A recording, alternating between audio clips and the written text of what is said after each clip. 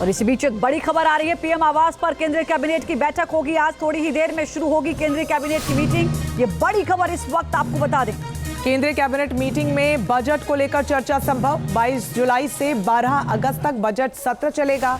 23 जुलाई को निर्मला सीतारमण पेश करेंगी बजट। उससे पहले केंद्रीय कैबिनेट की ये जो मीटिंग है प्रधानमंत्री आवास पर थोड़ी देर में जो शुरू होने वाली है, बेहद खास और इसके मायने भी खास। संवाददाता अमरदीप इस वक्त हमारे साथ फोन लाइन पर लाइव जुड़ चुके हैं। अमरदीप, इस बैठक को लेकर क्या कुछ कहा जा सकता है, क्या एजेंडा रहेगा और क्या मिडिल क्लास को कोई राहत देने के लिए इस बजट में कुछ नया देखने को मिल सकता है?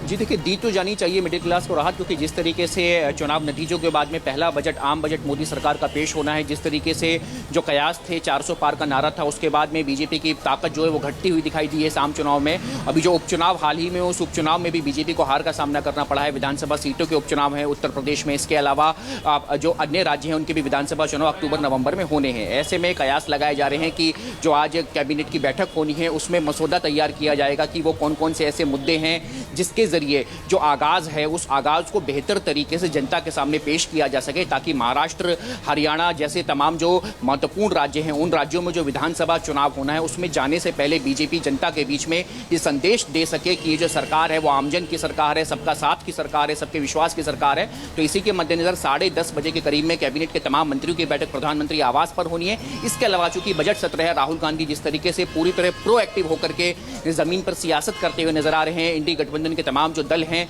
वो पूरी तरह मुखर होकर के सरकार की तमाम नीतियों का विरोध कर रहे हैं। तो मणिपुर का मुद्दा हो गया, नीट का मुद्दा हो गया, जैसे तमाम ऐसे मुद्दे भी हैं जिनको लेकर के मंथन हो सकता है कि आखिर सरकार का इन तमाम मुद्दों को लेकर के रुख आगामी इस बजट सत्र में क्या रह सकता है। जी देखिए, दी तो जानी चाहिए मिडिल क्लास को राहत, क्योंकि जिस तरीके से चुनाव नतीजों के बाद में पहला बजट आम बजट मोदी सरकार का पेश होना है, जिस तरीके से जो कयास थे 400 पार का नारा था, उसके बाद में बीजेपी की ताकत जो है वो घटती हुई दिखाई दी है इस आम चुनाव में।